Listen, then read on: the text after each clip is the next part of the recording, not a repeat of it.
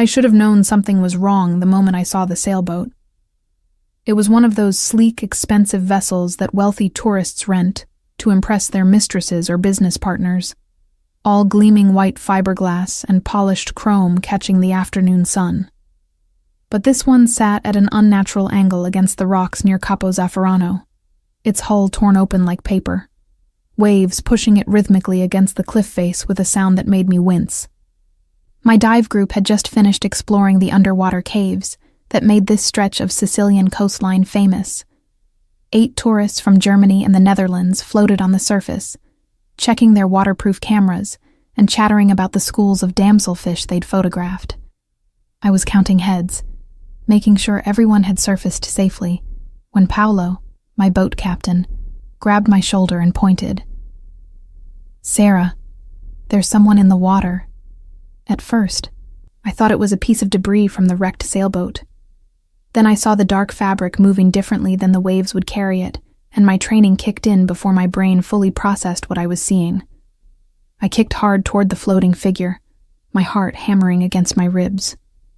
He was face down, arms spread wide, drifting with the current that would carry him past the rocks and out toward open water. I reached him in 30 seconds that felt like 30 minutes, flipping him over with practiced efficiency. His face was pale beneath a tan that spoke of Mediterranean heritage, lips slightly blue, seawater running from his nose and mouth. Mid to late 30s, I guessed, with the kind of bone structure that fashion photographers probably loved, and the beginnings of gray at his temples. I checked for breathing. Nothing. Checked for a pulse at his neck. There, faint, irregular, but present. "Paolo, get the boat here now," I screamed, already positioning myself to tow him back. The man was solid muscle beneath his soaked linen shirt, making it harder than usual to keep his head above water as I side-stroked toward my dive boat.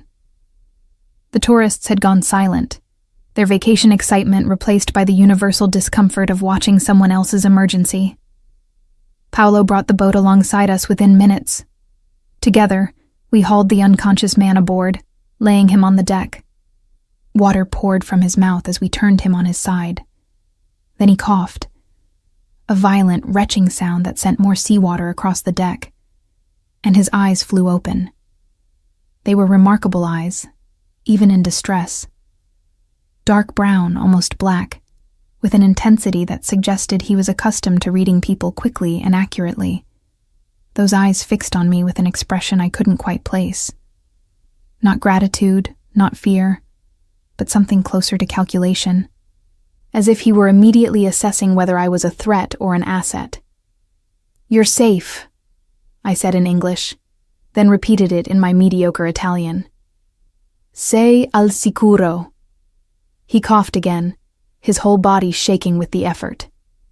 When he spoke, his English was perfect, touched with a British accent that suggested expensive education. My boat, the steering failed, the rudder, it was cut.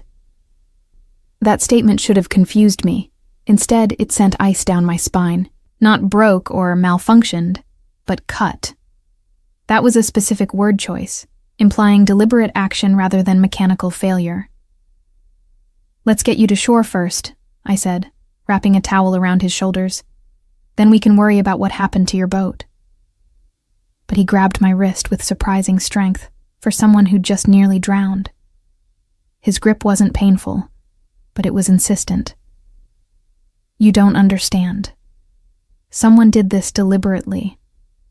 Someone wanted me to." He trailed off, seeming to realize how paranoid he sounded to a stranger who'd just saved his life. I glanced at Paolo, who was already radiating the particular discomfort Sicilians feel when conversations venture too close to certain topics. In my 3 months teaching diving in Sicily, I'd learned that locals had finely tuned instincts about when to ask questions and when to suddenly develop selective hearing. "What's your name?" I asked the man, gently removing his hand from my wrist. "Marcus," he said after a brief hesitation. "Marcus Santoro." The name meant nothing to me, but I saw Paolo's expression change. a subtle tightening around his eyes that confirmed my growing suspicion that I'd just pulled someone important out of the water. Not celebrity important, something else. I'm Sarah Mitchell. I run these dive tours. Let's get you back to Cephalou. Get you checked out by a doctor. No doctors. His voice was firm despite his waterlogged state. No police, please. Now I really should have asked more questions, should have insisted on proper medical care and official reports, but something about the desperate sincerity in his eyes, and the way Paulo was studiously avoiding my gaze, made me nod instead. The ride back to harbor was tense. My tourists clustered at the far end of the boat, whispering in German and Dutch. Marcus sat wrapped in towels, watching the shoreline approach with an expression that cycled between relief and what I could only describe as cold fury. I found myself studying him when he wasn't looking. The way his jaw clenched and released, the controlled breathing he used to calm himself, the expensive watch still on his wrist that probably cost more than I made in 6 months. When we reached the marina, he stood with only a slight wobble. I need to make some calls. Where can I reach you if I need to thank you properly? I pulled out one of my waterproof business cards, something I'd had made when I started freelancing as a dive instructor. I'm here through the end of the season, another 3 weeks. He studied the card like it contained encrypted messages. Sarah Mitchell, Portland, Oregon. You're a long way from home. So are you, I'm guessing, I said. That accent didn't come from Sicily. A ghost of a smile crossed his face. My father sent me to school in England. He thought it would give me polish. It mostly gave me a preference for tea over espresso, which disappointed him greatly. It was such a normal thing to say, so unexpectedly human after the tension of the rescue, that I laughed. The sound seemed to surprise both of us. Marcus pocketed my card. Thank you, Sarah Mitchell from Portland. You saved my life today. That creates a debt I take very seriously. There was something formal, almost ritualistic, about the way he said it. Like he was making a vow rather than expressing gratitude. Before I could respond, a taxi pulled up at the marina entrance. Coincidentally, perfect timing. Or maybe not coincidental at all. Will you be all right? I asked. I will be now, he said. Then, almost as an afterthought, do me a favor. Don't mention this to anyone. Not the details. Just say you pulled a tourist from the water. Nothing more. Why? He met my eyes directly. Because if the people who sabotaged my boat learn that I survived, and that someone witnessed the aftermath, they might come looking for that witness. And I would prefer not to have your life endangered, because you did the decent thing and saved mine. My mouth went dry. Marcus, what exactly did I just get involved in? Nothing, if we're both lucky and discreet. He climbed into the taxi, then leaned back toward the window. Go about your normal life, Sarah. Teach your tourists to dive, eat good food, enjoy Sicily, and please, forget you ever met me. The taxi pulled away, leaving me standing on the dock with salt drying on my skin and a growing sense that forgetting Marcus Santoro was going to be significantly harder than he suggested. Paulo appeared at my elbow. Sarah, that man... Don't, I interrupted. I don't want to know. Whatever you're about to tell me, I'm happier not knowing. But Paulo shook his head. You should know. That way you can be careful. Marcus Santoro is not a man who has accidents. If someone cut his rudder, it was an assassination attempt. And if they find out you pulled him from the water, they might wonder what he told you while he was vulnerable. He told me nothing, just that his steering failed. It doesn't matter what he actually told you. It matters what they think he might have told you. I stared at my boat captain, this 60-year-old Sicilian who'd been nothing but kind and professional for 3 months, and saw genuine fear in his eyes. What are you saying, Paulo? I'm saying go back to your apartment. Pack your bags. Get on a plane to Portland tonight. Don't wait for the end of the season. Just go. But I didn't go. Maybe it was stubbornness, or the fact that I'd already bought my return ticket for 3 weeks out and couldn't afford to change it. Maybe it was the naive American assumption that movie plot dangers didn't happen to dive instructors who paid their taxes and avoided trouble. Or maybe, if I'm being honest with myself, it was because Marcus Santoro's dark eyes had held something that made me want to understand what kind of life required someone to sail alone to think, whose enemies would sabotage a boat in broad daylight, who spoke of debts and discretion like they were sacred concepts. I went home to my small rented apartment in Cefalu's Old Town. I showered the salt from my hair and changed into clean clothes. I made pasta with the tomatoes and basil from my landlady's garden. I tried to read a book on my terrace overlooking the Mediterranean, but found myself rereading the same paragraph 5 times. When I finally fell asleep, I dreamed of dark water and sinking boats, of expensive watches glinting in the deep, of eyes that assessed and calculated even while death approached. I had no idea that 24 hours later, everything Paolo had warned me about would come true in the form of 6 black SUVs and men who looked at me like I was a problem requiring a permanent solution. The next morning started like any other. I woke at dawn to the sound of fishing boats leaving the harbor, their engines a familiar rumble that had become my alarm clock. I made strong coffee on my small stove, toasted yesterday's bread, and ate breakfast on my terrace while reading the local news on my phone. There was a small article about a sailboat accident near Capo Zafferano. Tourist likely swept out to sea, search suspended, presumed drowned. No mention of a rescue. No mention of Marcus Santoro by name. I wondered if he'd made those calls he mentioned. Wondered if he was safe wherever he'd gone. My first tour of the day was an easy one. A family from Milan with 2 teenagers who'd done some diving before. We spent the morning exploring a shallow reef, pointing out octopi hiding in crevices and moray eels that looked menacing, but generally left humans alone. The teenagers were thrilled, the parents relaxed, and I felt myself sliding back into the comfortable rhythm of my work. It was easy to convince myself that yesterday had been an aberration, a strange moment that would fade into an anecdote I'd tell at dinner parties years from now. One time in Sicily, I pulled this intense guy out of the water, and he acted like he was in a mob movie. People would laugh, pour more wine, and the conversation would move on. I had no idea I was being watched. The second tour was canceled. The clients had food poisoning from bad shellfish, according to Paolo, which was unfortunately common enough that I didn't think much about it. I spent the afternoon doing equipment maintenance, checking regulators and testing tank pressures. Boring but necessary work that let my mind wander. I kept thinking about what Marcus had said. That creates a debt I take very seriously. There had been weight to those words, a formality that felt imported from another era.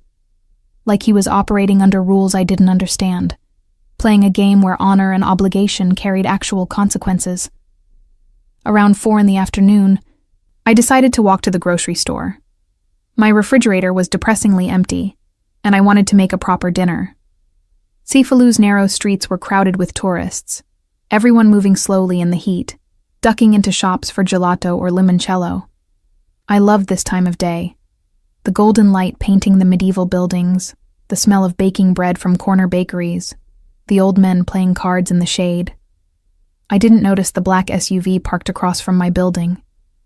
I bought tomatoes, fresh mozzarella, basil, a bottle of wine. The woman at the market knew me by now, always trying to practice her English while I mangled Italian in return. We laughed about my pronunciation, and she threw in some extra peaches because I was too skinny, troppo magra. When I walked back to my apartment building, arms full of groceries, I still didn't see them. Not until I reached my door and heard the engines. 6 black SUVs, appearing from different directions like they'd been coordinated, pulling up in front of my building simultaneously. The narrow street suddenly felt impossibly small. Tourists scattered, sensing trouble with that animal instinct humans have for danger. My landlady's curtains twitched on the first floor, then quickly closed. Men in dark suits emerged from the vehicles. Not running, but moving with purpose. I counted at least 12, maybe more. And then, from the lead SUV, Marcus Santoro stepped out. He looked nothing like the waterlogged, desperate man I'd pulled from the Mediterranean 24 hours earlier. His shirt was crisp and expensive, his hair perfectly styled, his bearing radiating controlled authority. But his eyes, those dark, calculating eyes, held something that might have been regret as they fixed on me. "Sarah," he said, his voice carrying clearly despite the distance between us.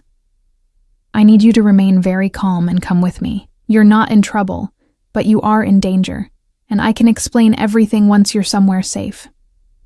The groceries slipped from my arms. Tomatoes rolled across the cobblestones.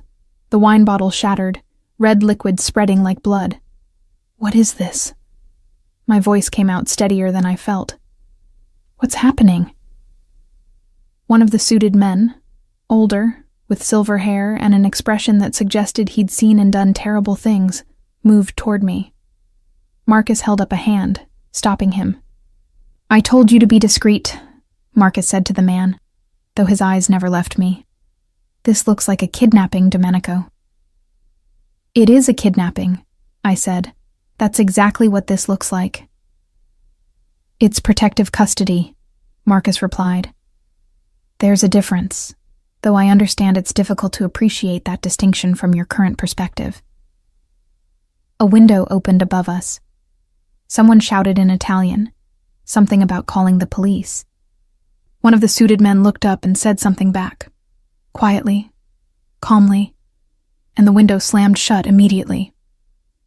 "Sarah." Marcus took a step closer. "Yesterday when I told you to forget we met, I meant it. But someone took your photograph during the rescue. My people discovered it this morning. It's already circulating among certain interested parties, and they're trying to identify you." "Parties." I repeated the word like it might make more sense that way. "What parties?" "The people who sabotaged my boat. They think I might have told you something during the rescue. Something valuable enough to extract from you, one way or another." The street seemed to tilt. I grabbed the doorframe for support. "But you didn't tell me anything." "I know that. You know that. They don't know that. And by the time they discover you're genuinely ignorant of anything useful, you'd already be." He paused, choosing his words carefully. "Irrecoverably compromised." "This is insane. This is absolutely insane. I'm an American citizen. I'll call my embassy. I'll..." "Do that, and you'll be dead within 48 hours, the silver-haired man, Domenico, said flatly. "The American embassy in Palermo cannot protect you from what's coming. They can file paperwork after they find your body, but that's not particularly helpful to you." My knees actually buckled. I caught myself against the wall, breathing hard, my mind racing through impossible options. Run? Where? Fight? Against 12 armed men? Scream? The windows were all closed now, everyone hiding, no one willing to get involved in whatever this was. Marcus crossed the remaining distance between us. Up close, I could see the tension in his jaw, the carefully controlled concern in his eyes. "I am genuinely sorry about this. But you saved my life yesterday, and I don't forget debts. Which means I'm not leaving you to the wolves who want to use you against me. So you have two choices. Come with me voluntarily, and let me protect you until this situation is resolved, or I have my men carry you to the car, which is unpleasant for everyone, but arrives at the same destination. Some choice." "More than most people get in similar circumstances," Domenico muttered. I looked from Marcus to the SUVs to the closed windows of my neighbors who wouldn't meet my eyes. Thought about Paolo's warning yesterday. If they find out you pulled him from the water, they might wonder what he told you. Thought about the small article in the news that morning, reporting Marcus Santoro as presumed dead. If his enemies thought he'd drowned, why were they still hunting for witnesses unless... They don't know you survived, I said suddenly. That's why the article said presumed drowned. You're letting them think you're dead. Marcus's expression flickered with something like approval. Smart. Yes. Which gives me time to investigate who authorized my murder. But the photograph of you pulling me from the water complicates that strategy. It proves I survived long enough to be rescued, which means they'll assume I survived, period. And now they want to know what I might have said to the pretty American dive instructor who saved me. I'm not pretty. I'm sunburned and usually covered in salt water. That's not really the point right now. He was right, but focusing on irrelevant details was the only way my brain could process what was happening. Some part of me was still convinced this was an elaborate prank, that someone would yell surprise and we'd all laugh about the misunderstanding. But the weight of the pistol I could now see under Domenico's jacket suggested this was terribly, dangerously real. If I go with you, I said slowly, what happens? Where are we going? For how long? My family's estate outside Taormina. It's secure, defensible, and far enough from Cefalù that your sudden disappearance won't immediately connect to me. How long depends on how quickly I can identify and deal with the people who tried to kill me. Days, possibly weeks. And then?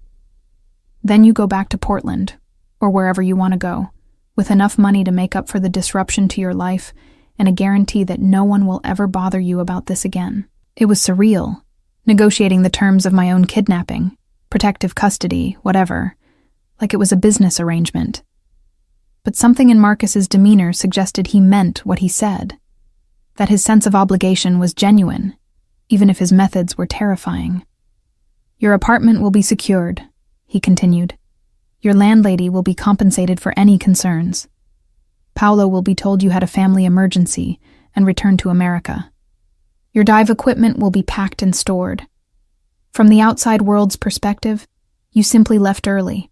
No mysteries, no investigations. Except the mystery of what happened to me. You'll be alive to be mysterious. That's better than the alternative. I closed my eyes, trying to think through the panic. Every instinct screamed not to get in a car with strange men, no matter how expensive their suits or sincere their promises. But every practical bone in my body recognized that Marcus was right. I was trapped by something I didn't fully understand, and my options had narrowed to accepting his protection, or hoping that whoever wanted to hurt me would somehow miss their target. When I opened my eyes, Marcus was watching me with an expression that might have been sympathy. I know this is unfair, he said quietly.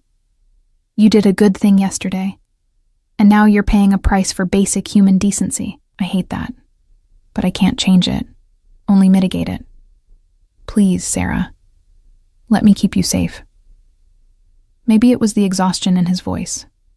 Maybe it was recognition that he seemed as frustrated by this situation as I was. Maybe it was just the total absence of better options. Fine, I heard myself say.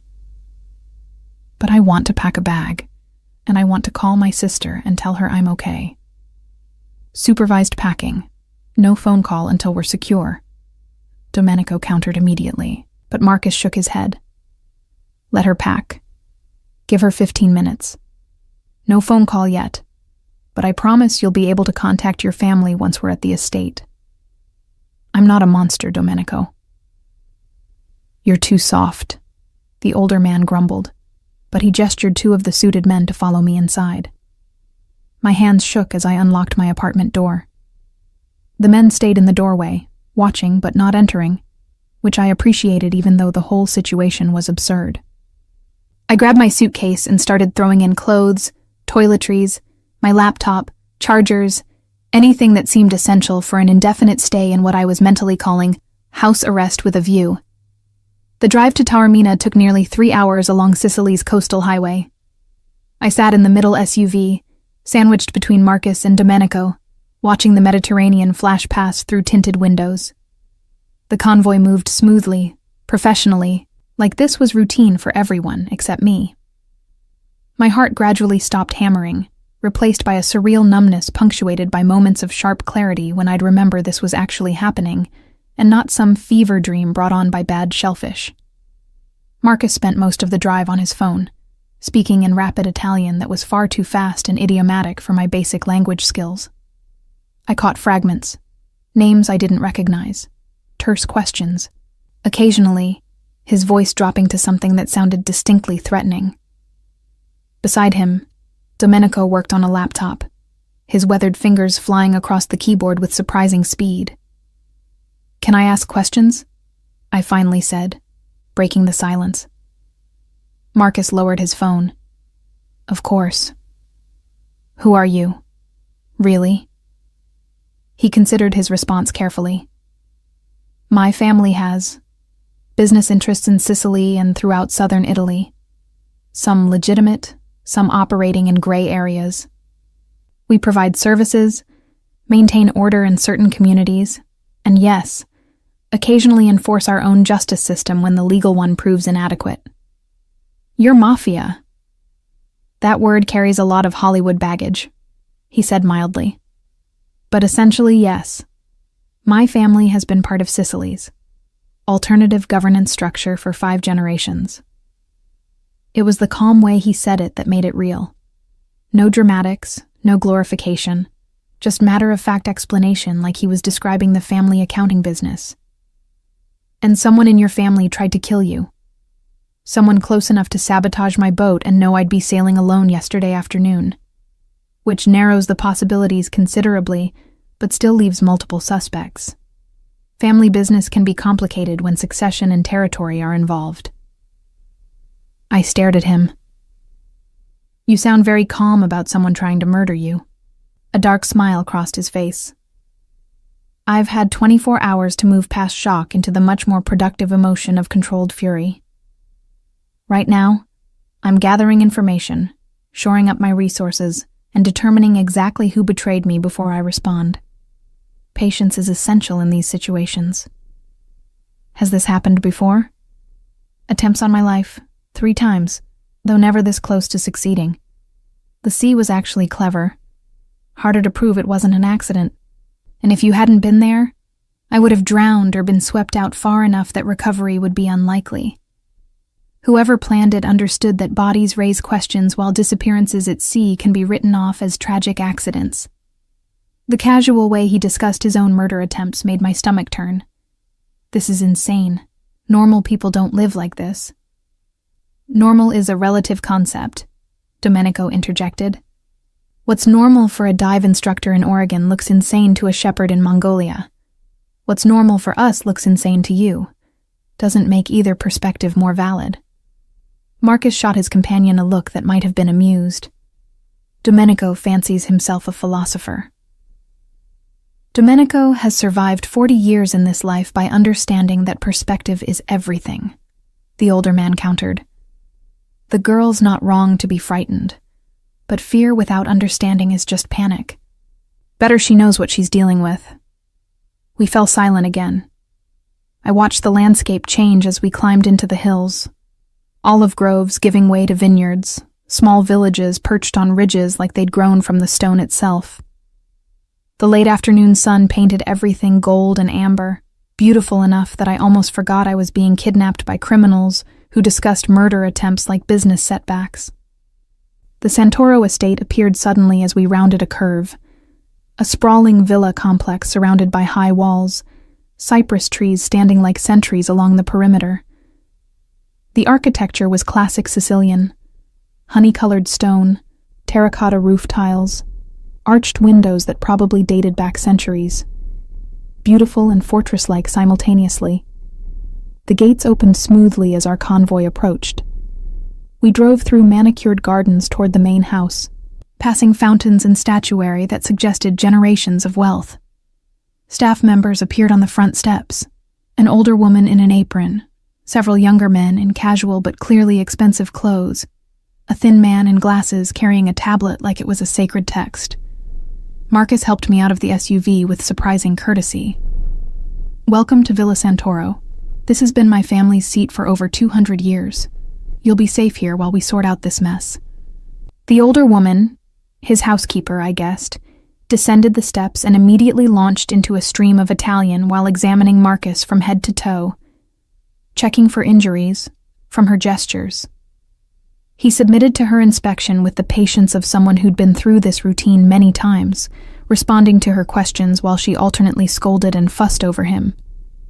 "Maria essentially raised me after my mother died," Marcus explained when the woman paused for breath. "She's convinced I'm still 12 and incapable of taking care of myself." Maria turned her attention to me, her sharp eyes assessing. She said something in Italian that made Marcus laugh. "She wants to know if you're my girlfriend or another one of my complications." I told her you're the woman who saved my life and is now under my protection. She says that makes you family by the old rules, which means you're her responsibility too now.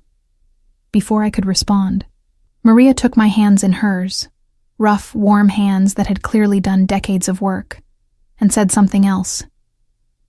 She says welcome to our home, and she's sorry you've been dragged into our problems. Also, you're too thin, and she's going to fix that immediately. Despite everything, I felt tears prick my eyes.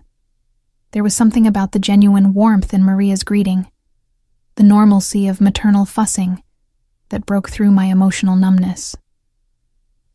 "Thank you," I managed in Italian. "Grazie." Maria beamed and patted my cheek, then barked orders at the younger staff members who scrambled to grab my luggage. "I'll show you to your room," Marcus said. "Then we'll have dinner, and I'll explain everything I can about the situation and what happens next. I imagine you have more questions." "About 1,000. I'll answer what I can. Some things I can't share for your own safety. The less you know about certain aspects of our business, the better." He led me through the villa's interior, all marble floors and frescoed ceilings, antique furniture that probably belonged in museums, family portraits spanning generations. We climbed a sweeping staircase to the second floor, down a corridor lined with more art than I'd seen outside galleries, stopping at a door near the end. "This was my sister's room before she married and moved to Rome," Marcus said, opening the door. "It has its own bathroom, and the windows face the garden rather than the drive, so it's quiet. Make yourself comfortable. Maria will bring up some clothes if you need anything you didn't pack. Dinner is at 8, about 2 hours." The room was beautiful. High ceilings, a 4-poster bed with linens that probably cost more than my monthly rent, a writing desk by windows that overlooked terraced gardens. A doorway led to a bathroom with a tub large enough to swim in. I searched for words. "This is really nice. Thank you." Marcus lingered in the doorway. "Sarah, I know none of this is what you wanted or expected, but I give you my word, my personal word, that you'll be safe here. No one will harm you while you're under my protection. That's not an empty promise. It's a bond that carries weight in my world." "Why?" The question came out more desperate than I intended. "Why do you care so much? You don't know me. You don't owe me anything beyond maybe a thank you card for the rescue." He was quiet for a moment, his dark eyes distant. 3 years ago, my younger brother was in a car accident in Palermo. A student, just a girl, 19 years old, stopped and pulled him from the wreckage before it caught fire. Saved his life, stayed with him until the ambulance came, never asked for anything in return. 6 months later, she was killed in crossfire during a territorial dispute that had nothing to do with her. Wrong place, wrong time. She died because our world spills over onto innocent people, and we don't always contain the damage. He met my eyes directly. "I think about her sometimes, about how we couldn't protect her, even though she'd saved my brother. About how that debt went unpaid because we didn't know she needed protection until it was too late. I won't make that mistake twice. You saved my life yesterday, Sarah. That creates an obligation I take very seriously, and this time, I have the chance to fulfill it properly." The raw honesty in his voice made it impossible to doubt his sincerity. Whatever else Marcus Santoro might be, criminal, mafia boss, dangerous man, he meant what he said about protection and obligation. "Okay," I said quietly. I don't understand your world, and honestly, it terrifies me. But I believe you mean to keep me safe. So thank you for that. You're welcome. Now rest, clean up, and I'll see you at dinner. We'll talk more then. After he left, I stood in the center of the beautiful room and tried to process everything. 48 hours ago, I'd been a dive instructor on an extended working vacation, my biggest concerns involving tank pressure and tourist sunburns. Now I was in a Mafia boss's ancestral villa, under protective custody, because I'd done the decent thing and pulled a drowning man from the sea. I sat on the edge of the enormous bed and finally let myself cry. Not dramatic sobbing, just quiet tears of stress and fear and overwhelming strangeness. Everything felt unreal, like I'd slipped through a crack between normal life and some movie plot that followed different rules. Eventually, I pulled myself together and took a shower that lasted 30 minutes, standing under water hot enough to turn my skin pink, washing away the stress and salt and confusion. The bathroom cabinets held expensive soaps and lotions, fluffy towels that felt like clouds, little luxuries that were probably everyday items here but felt absurdly decadent to someone who'd been living in a third-floor walk-up with intermittent hot water. When I emerged wrapped in a towel, I found my suitcase had been unpacked, my clothes hanging in the wardrobe, toiletries arranged on the bathroom counter, laptop charging on the desk. Professional, efficient, slightly eerie. I dressed in the nicest casual clothes I'd packed, dark jeans, a simple blouse, the leather sandals I'd bought at a Cephalou market. A knock on the door made me jump. Yes? Maria entered carrying a tray, bread, cheese, olives, sliced fruit, a glass of white wine. She set it on the desk and gestured for me to eat, then mimed that dinner would be later. Her kindness made my throat tight again. Grazie, I managed. Molto gentile. She smiled and patted my shoulder, said something I didn't understand, but that sounded sympathetic, and left me alone with enough food to feed 3 people. I nibbled at the bread and cheese, not really hungry but knowing I should eat. The wine helped, crisp and cold, probably from the estate's own vineyards. I thought about my sister in Seattle, wondered what she was doing right now, whether she'd tried to call my Sicilian number and gotten concerned when I didn't answer. I needed to contact her soon, before she started worrying and calling embassies. The windows showed the garden in evening light, shadows lengthening across manicured paths. Beautiful and peaceful, like a postcard. Only the guards I could now see patrolling the perimeter betrayed that this was anything other than a luxurious vacation rental. At 7:30, another knock. A young woman in staff uniform smiled shyly and gestured that she'd been sent to show me to dinner. I followed her back through the villa's corridors, this time noticing more details. Security cameras discreetly mounted in corners, heavy doors that probably reinforced with steel, the way certain rooms had better sightlines than others. The villa was beautiful, but it was also defensible, architecture that served double duty. We arrived at a dining room that looked like something from a Renaissance painting. Long tables set with crystal and silver, candles flickering in wall sconces, more family portraits watching from gilded frames.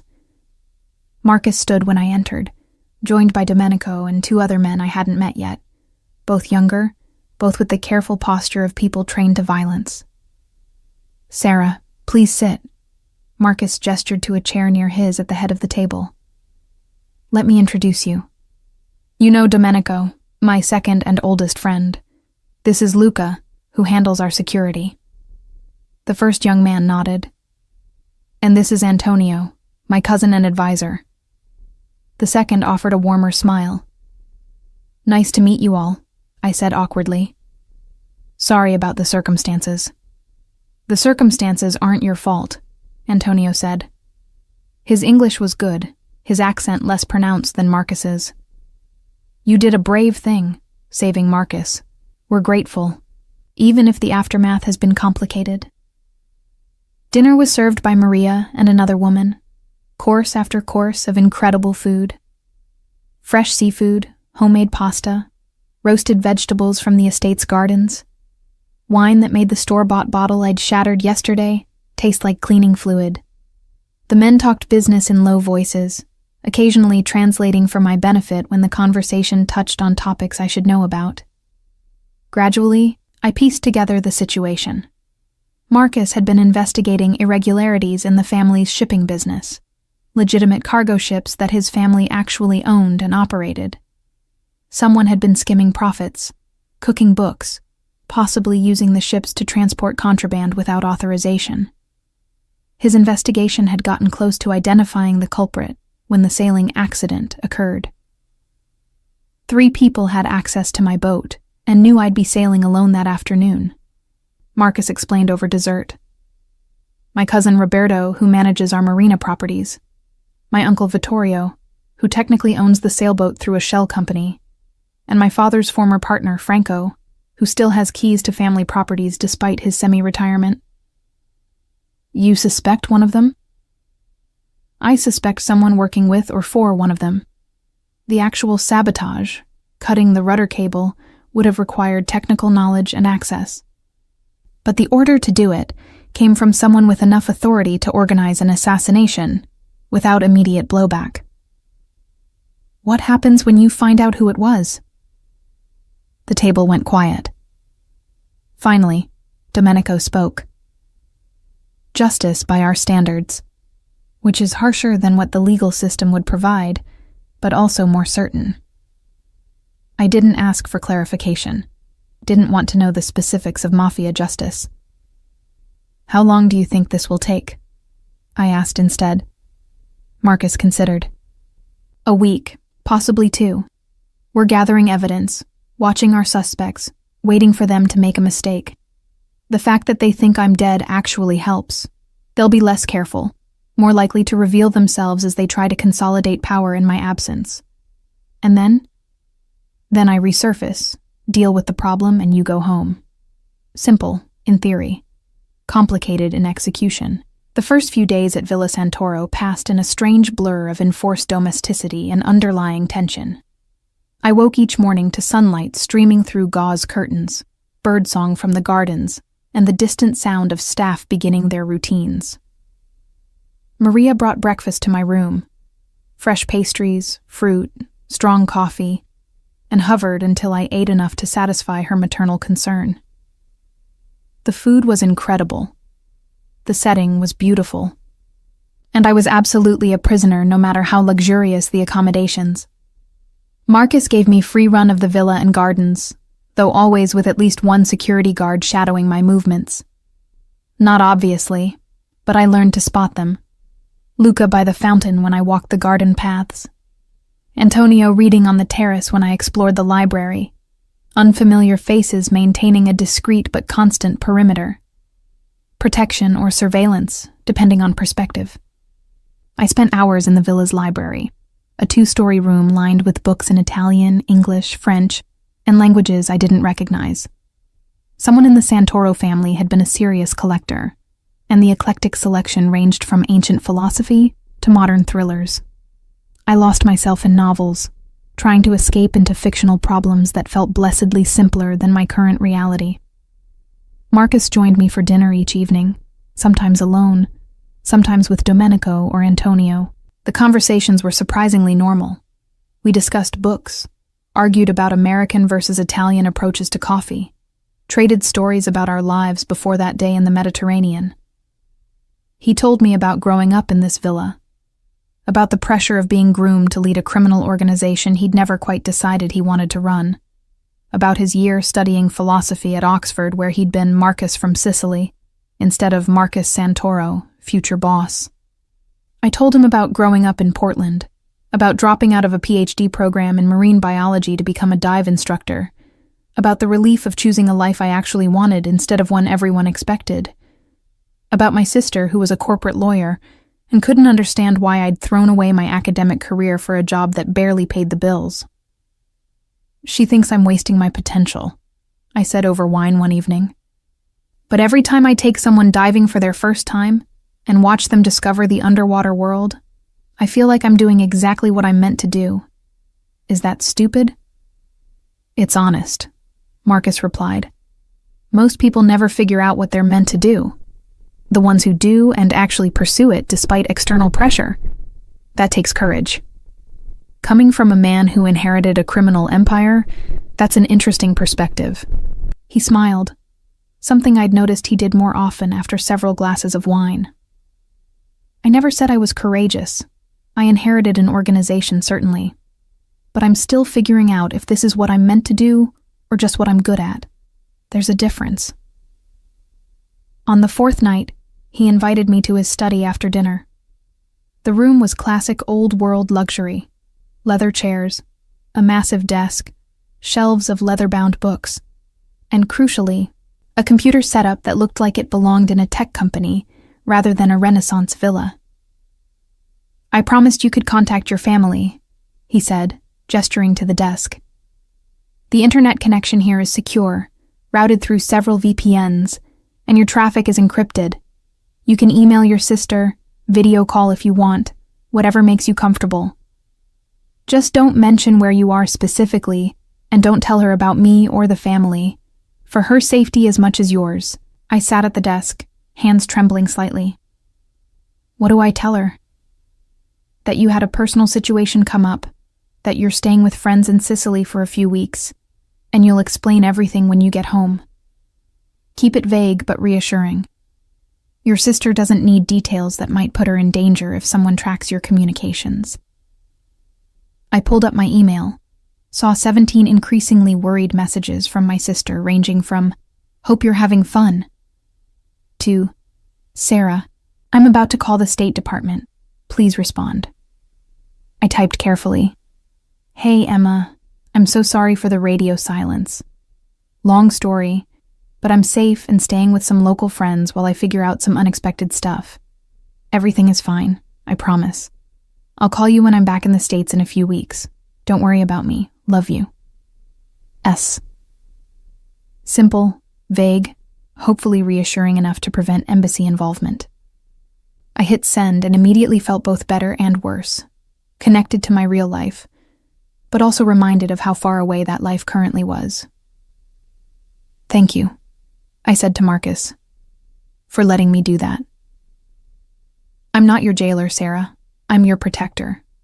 There's a difference, even if it doesn't always feel like one." That night, I couldn't sleep. I lay in the enormous bed, staring at the ceiling, thinking about the surreal nature of my situation. During the day, when I was reading in the library, or walking the gardens, or having surprisingly normal conversations with Marcus, it was easy to almost forget why I was here. But alone in the dark, reality reasserted itself. I was being held against my will by criminals, because I'd accidentally witnessed something that made me a liability to other criminals. Around midnight, I gave up on sleep and wandered to the windows. The gardens were beautiful in moonlight, shadows and silver, and the dark shapes of cypress trees. A figure moved along one of the paths. Marcus, I realized, walking alone with his hands in his pockets, looking like a man carrying the weight of several worlds. The next morning, Antonio found me in the library. Marcus asked if you'd join him in the East Garden. He's having coffee there, if you're interested. I found him sitting at a small iron table beneath a pergola heavy with wisteria. 2 cups of coffee waited, steam rising in the morning air. He looked tired. Dark circles under his eyes, his usual careful posture slightly slumped. "Couldn't sleep?" I asked, sitting across from him. "Occupational hazard. When you're trying to identify which family member wants you dead, insomnia comes with the territory." He pushed one of the coffee cups toward me. "We've narrowed the suspects. My cousin Roberto was in Rome the day the boat was sabotaged. Security footage from his hotel, restaurant receipts, very thorough alibi. Franco has early-stage dementia, according to his doctor. He couldn't have orchestrated something this complex." "That leaves your uncle?" "That leaves Vittorio. My father's younger brother, always ambitious, always second best. He has motive, controlling the family business after I'm gone. He has means, access to the boat, connections to people who could do the actual sabotage. What I don't have yet is proof, just circumstances and suspicion. What happens when you have proof? Marcus was quiet for a long moment, watching the morning light through the wisteria. I call a family council, present the evidence. Let the family decide his fate according to our traditions.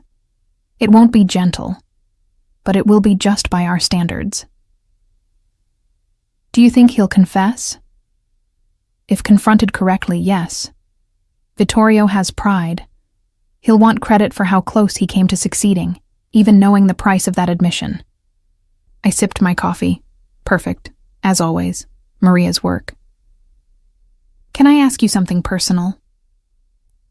You've earned some personal questions, I think. Do you want this life? The power, the violence, the constant watching for knives in the dark? Or is it just what you're stuck with? He considered the question seriously. Both? Neither? I was raised for this. Groomed, educated, trained to lead from the time I could walk. But my brother's death 3 years ago, the one I mentioned, who was saved by that student, changed something. He was supposed to be untouchable. We're supposed to be able to protect family.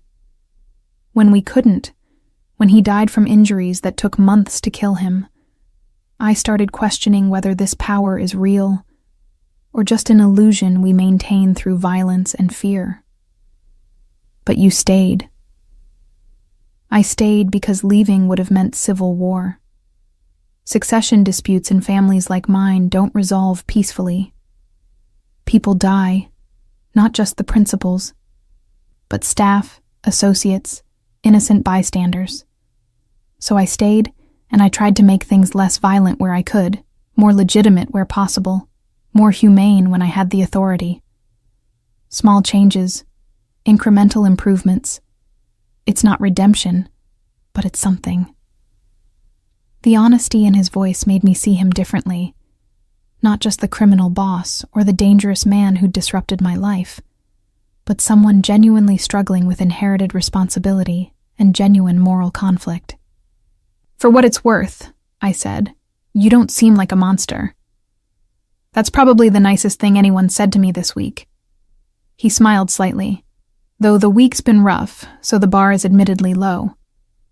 We sat in comfortable silence, drinking coffee, watching the garden wake up. It was almost peaceful, that moment, before Luca came running across the lawn with news that would change everything. Marcus! He called from yards away, not caring about decorum. We found something. You need to see this now. The tone in his voice sent ice through my veins.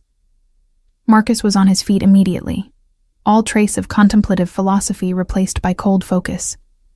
What is it? Security footage from the marina, the night before your accident. You need to see who was on your boat.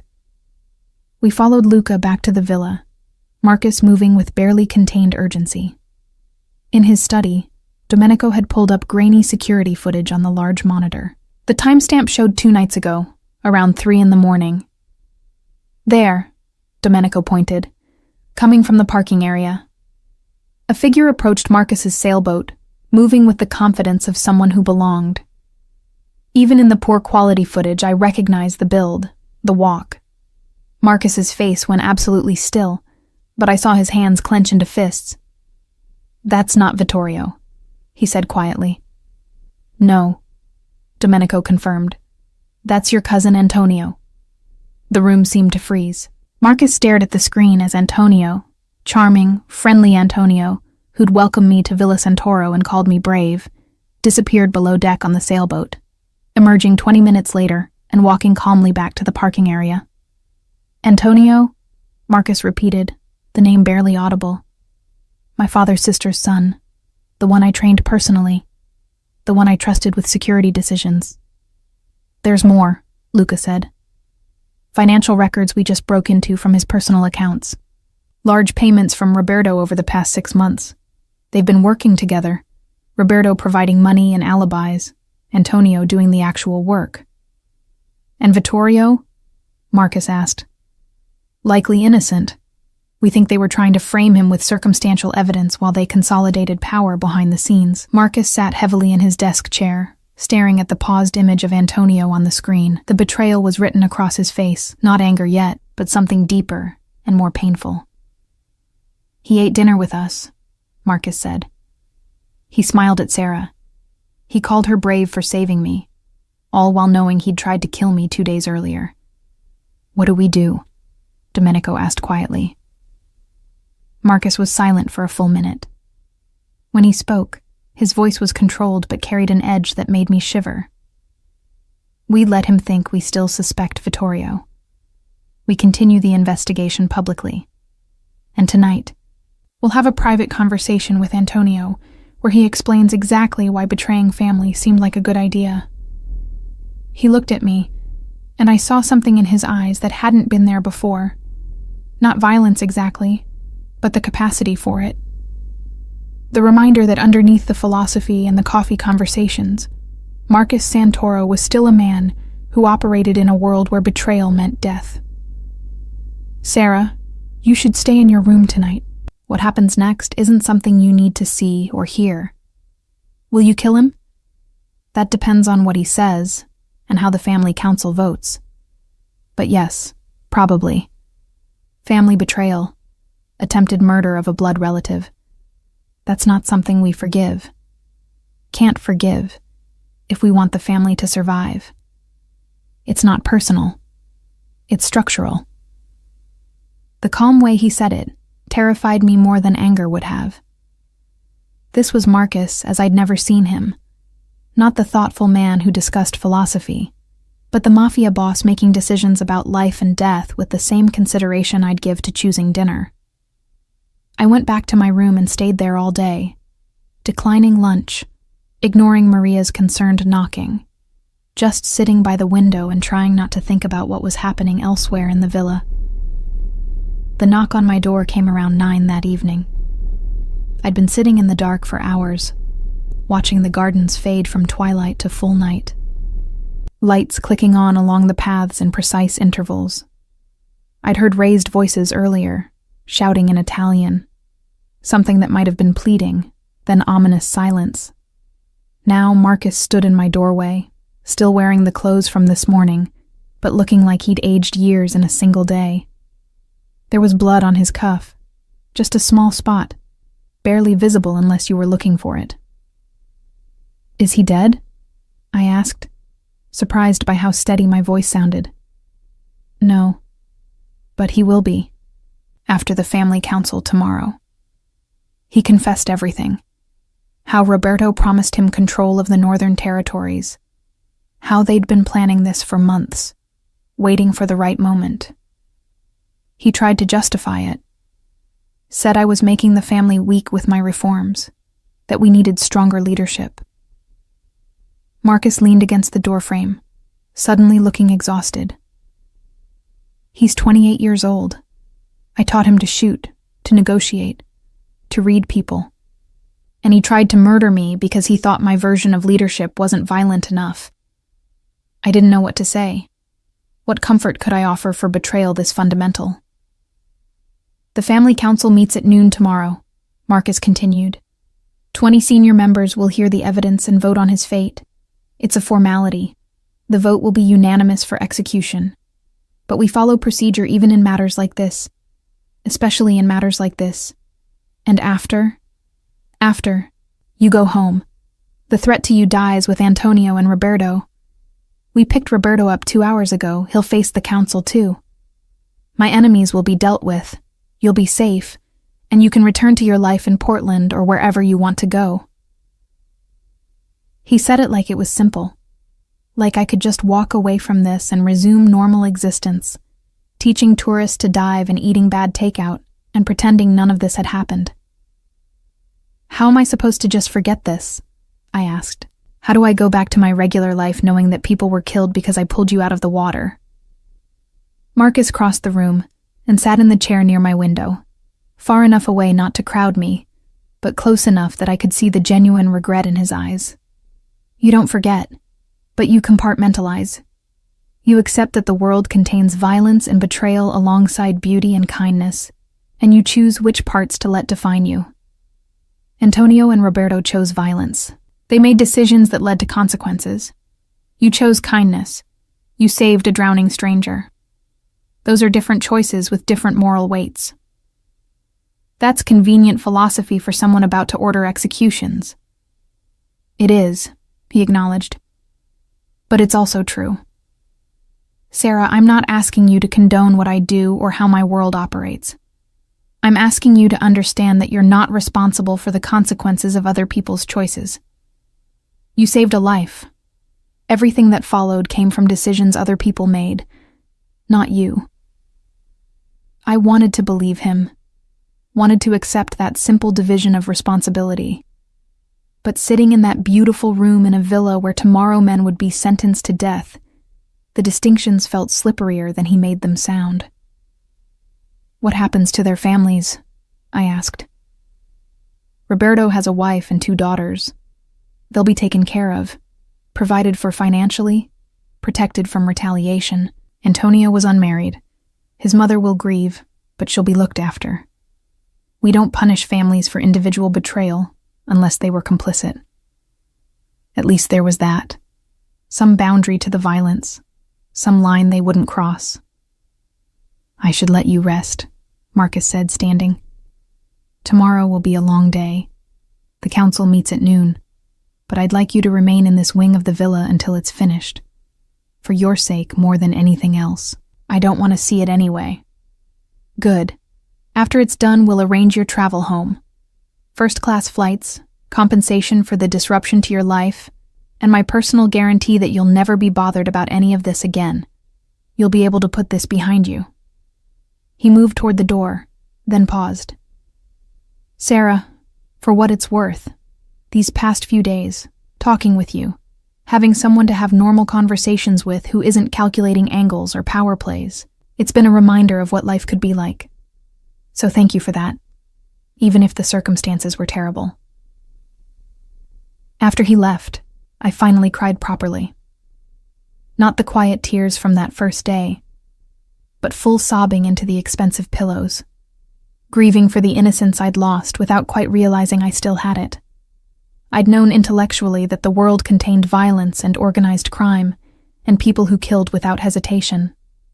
But knowing abstractly and knowing personally, understanding that the kind man who discussed philosophy over coffee would tomorrow pass judgment that meant death, those were entirely different forms of knowledge. I must have fallen asleep eventually because I woke to morning light and Maria's gentle knock. She brought breakfast, but also something else. A simple black dress laid across a chair, with a note in Marcus's handwriting. In case you want to watch from the gallery, your choice. The dress was appropriate for a funeral or an execution. I should have stayed in my room, should have hidden from the reality of what was about to happen, but some morbid part of me needed to understand completely what I'd gotten tangled up in, needed to see the full truth of Marcus Santoro's world, rather than just the curated version he'd shown me over coffee. So I dressed in the black dress that fit perfectly. Maria must have guessed my size. And at 11:30, I slipped out of my room and followed the sound of voices to a part of the villa I hadn't explored before. A gallery overlooked what must have been a formal council chamber. A large room with a long table, portraits of ancestors watching from the walls, 20 chairs occupied by serious-faced men and women ranging from their 30s to their 70s. Antonio and Roberto knelt in the center of the room, hands bound, guarded by Luca and 2 others I didn't recognize. Antonio looked defiant even now, chin raised, refusing to show fear. Roberto wept openly, apparently having less pride about his approaching death. Marcus entered last, dressed in a dark suit, moving with formal dignity to the head of the table. When he spoke, his voice carried clearly to my hidden position in the gallery. This council is called to judge betrayal within our family. The charges are attempted murder of a family head and conspiracy to usurp power through violence.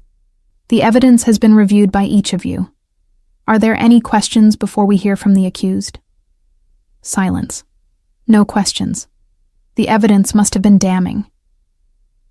Antonio Santoro, Roberto Santoro, you have the right to speak before judgment is passed. Explain yourselves if you wish."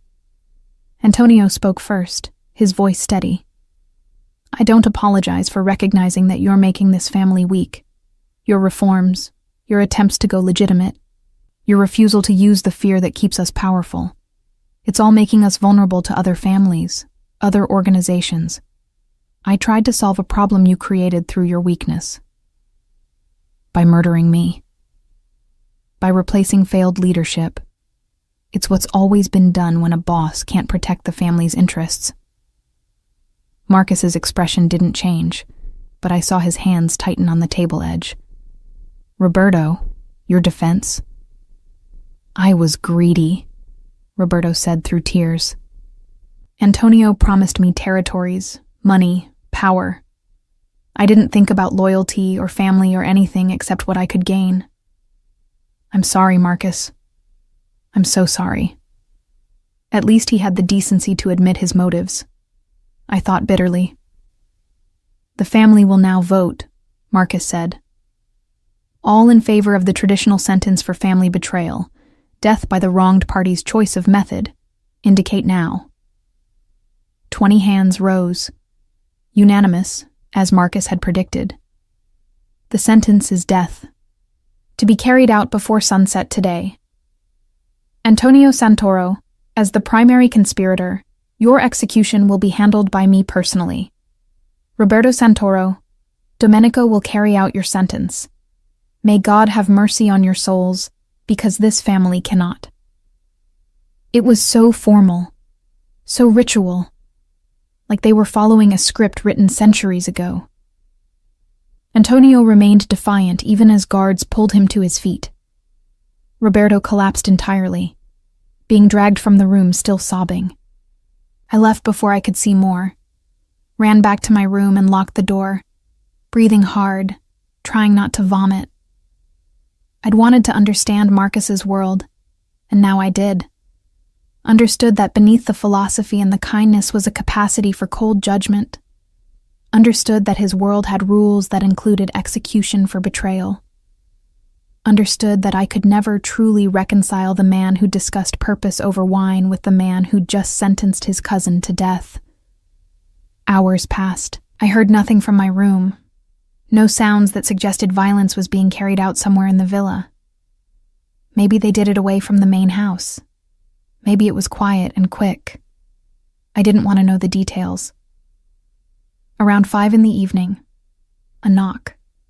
Marcus entered without waiting for my response, still wearing the dark suit, but having changed the shirt. No blood this time, at least not that I could see. "It's done," he said simply. "Both sentences carried out.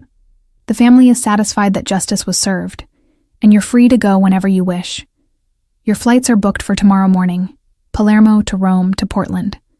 First-class open-ended return ticket if you ever want to come back to Sicily for vacation, though I'd understand if you never want to see this island again." I couldn't look at him. "You killed them." "I did," Antonio by my hand, as is traditional for the wronged boss. Quick, professional. He felt minimal pain. I'm not cruel even when carrying out sentences. "You say that like it matters. Like there's a meaningful difference between cruel murder and professional murder. To the person being executed, probably not. To their families, yes, they can take some comfort in knowing their loved ones didn't suffer unnecessarily. It's a small mercy, but in my world, we take those where we can find them." I finally looked at him. His expression was neutral, controlled, but I could see the cost in his eyes. Whatever he wasn't someone who found killing easy or enjoyable. That was something I supposed. "I'll take those flights," I said. "I want to go home." "Of course. Maria will make sure you have everything you need for the journey. And Sarah." He paused, seeming to struggle with words. "I wish we'd met under different circumstances. In another life, where I was just Marcus and you were just Sarah, we might have been friends, maybe more than friends. But in this life, with who we both are, and what we've both seen, I think the best thing I can do for you is let you go and make sure you're never touched by this world again. Will I be safe? Really safe? You have my word. The people who knew about you are dead. My family knows you're under permanent protection. Anyone who touches you answers to me. Your name will be on a list that every organization in Sicily and most of southern Italy respects. You're safer now than you were before you ever pulled me from that water. It was cold comfort, but it was something. Thank you for keeping your promise about protection. Whatever else happened, you did what you said you'd do. It's the least I owed you. The debt for saving my life can never be fully repaid, but I've done what I can. He left me alone after that. I spent my last night at Villa Santoro packing my things, eating the farewell dinner Maria prepared with tears in her eyes, accepting the envelope of cash Marcus left in my room. More money than I'd make in 6 months of diving instruction, compensation for the life he'd disrupted. The flight home was surreal. First class for the first time in my life, treated like royalty by flight attendants who had no idea why I looked shell-shocked and barely touched the expensive meal. I spent most of the journey staring out the window, watching Europe disappear behind clouds, trying to figure out how to return to normal life after everything I'd seen. My sister met me at PDX, looking simultaneously relieved and furious. 2 weeks of cryptic emails, Sarah. I was about to fly to Sicily myself and start knocking on doors. I'm sorry, I said, and I was. Something complicated happened, but I'm fine. I promise I'm fine. She studied me with lawyer-sharp eyes that missed nothing. You look like you've seen some things. I have. I'll tell you about it eventually. Just not yet. Emma knew better than to push. She drove me home to my tiny Portland apartment, stayed long enough to make sure I was settled, then extracted a promise that I'd call if I needed anything. After she left, I stood in my living room, small, shabby, achingly familiar, and tried to feel like I'd actually come home. The next weeks were strange. I went back to my regular life, teaching diving in local quarries, picking up instructor shifts at the community college pool, eating cheap Thai food, and watching Netflix. On the surface, everything was the same. But I'd changed in ways I couldn't quite articulate. I found myself constantly aware of my surroundings now, noting exits and sightlines, cataloging faces that appeared too frequently to be coincidental. Once I'd have called it paranoia, but after Sicily, I recognized it as the awareness of someone who'd seen how quickly normal could become dangerous. I had nightmares sometimes. Not about violence I'd seen, but about violence implied. Dreams where I stood in galleries watching judgments passed, where I pulled drowning men from water who turned to look at me with dead eyes, where I ran through Sicilian villas searching for exits that didn't exist. 6 weeks after returning home, a letter arrived. Expensive paper, Italian postage, familiar handwriting. Sarah, I hope this finds you well and settling back into your life. I wanted you to know that the situation here has stabilized completely. The family is unified, the territories are secure, and there have been no further challenges to my leadership. You were right to be disturbed by what you witnessed. I'm disturbed by it too, even though I understand the necessity within the world I inhabit. I think about you sometimes. Wonder if you're teaching diving, if you've managed to put Sicily behind you. I hope you have. You deserve a life untouched by the complications of mine. But if you ever need anything, and I mean anything, the promise of protection remains. Your family by the old rules, which means something permanent in my world. Be well. Live the life you chose. M. I read it 3 times, then tucked it into a drawer. Part of me wanted to throw it away, sever all connection to that chapter of my life. But another part, the part that remembered coffee conversations and genuine moments between the violence, couldn't quite do it. 3 months later, I was teaching an advanced diving class when my phone buzzed with an unknown number. Usually I ignored those, but something made me check. "This is Sarah Mitchell?" "It is." I didn't recognize the voice. Female, professional, slight Italian accent. "I'm calling on behalf of Marcus Santoro. There's no emergency, but he asked me to extend an invitation. He's purchased a property in Taormina, a diving school and residence combined. He'd like to offer you a position as head instructor and co-owner. Full autonomy over operations, generous salary, housing included. He wanted me to emphasize that this is a legitimate business opportunity with no connection to family activities, and that there's no pressure to accept. He simply thought you might want the option to return to Sicily under better circumstances."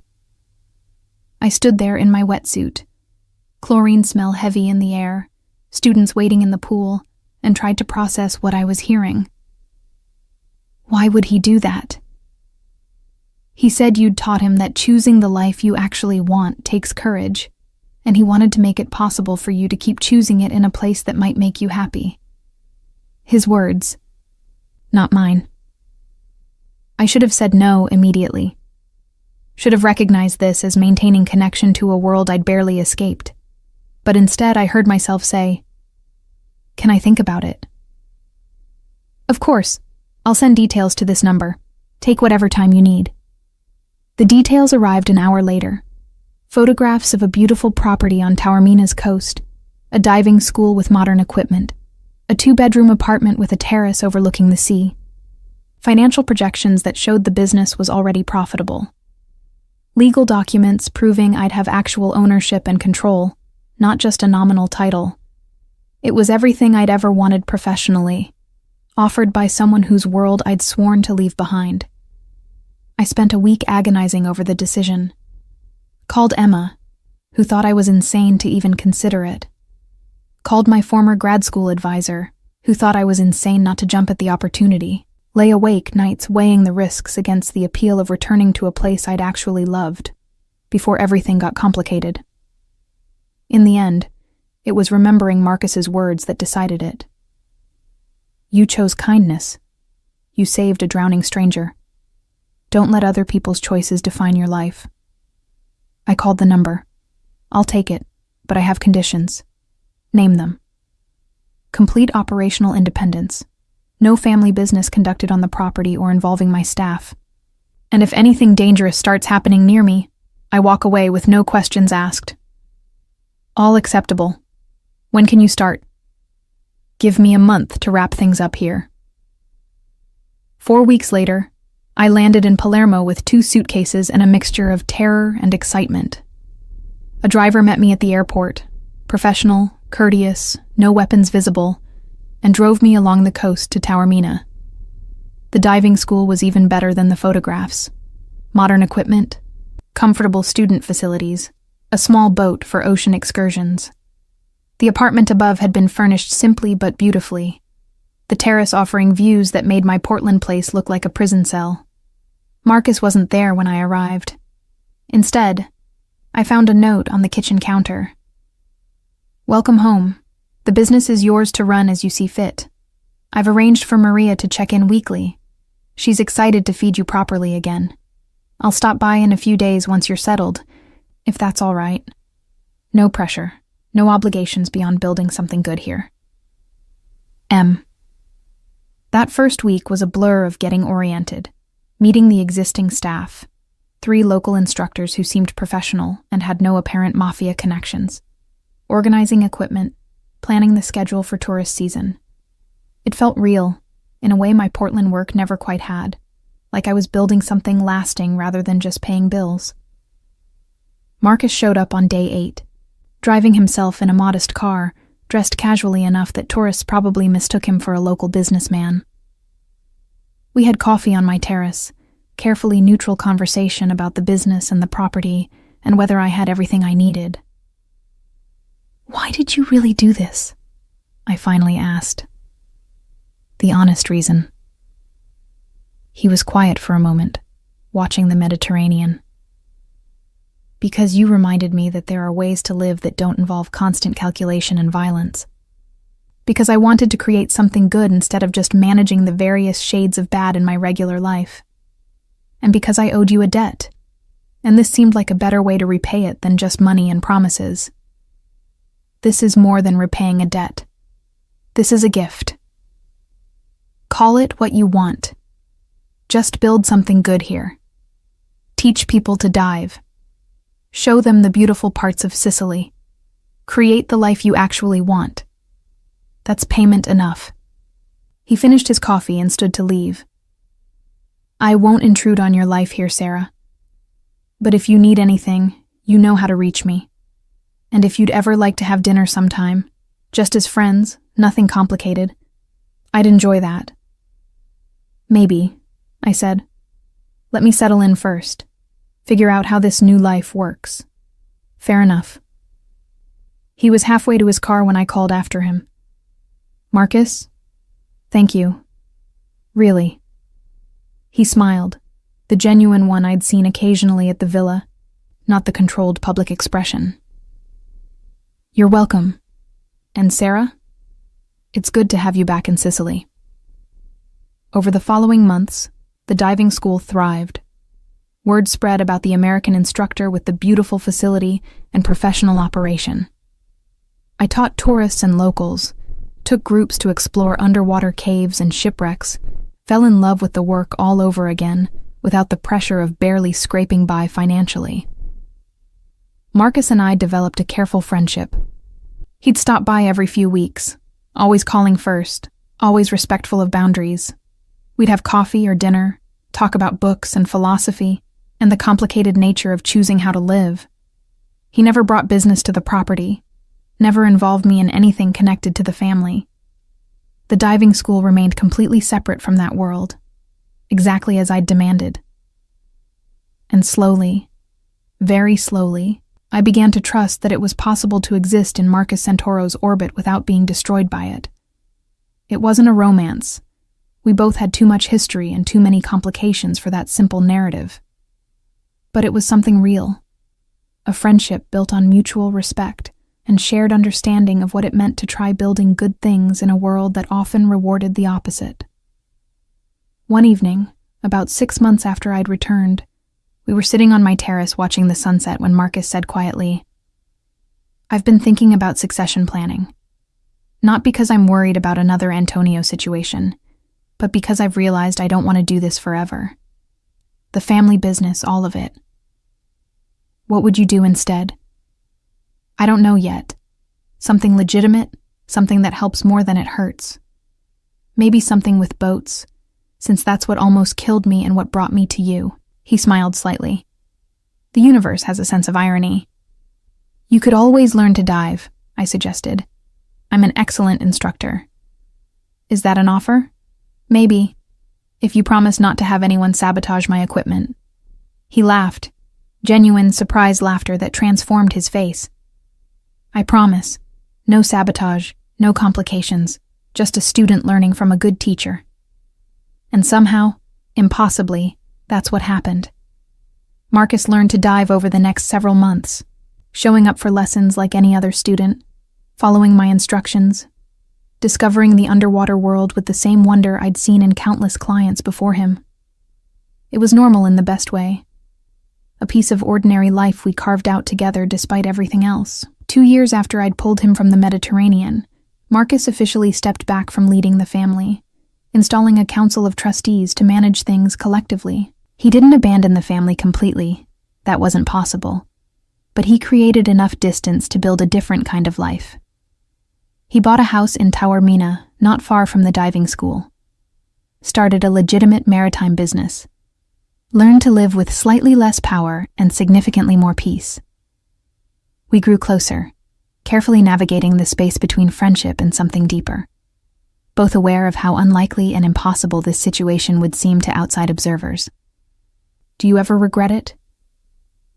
I asked him one evening, both of us sitting on his terrace, wine glasses in hand, the sea dark and calm below.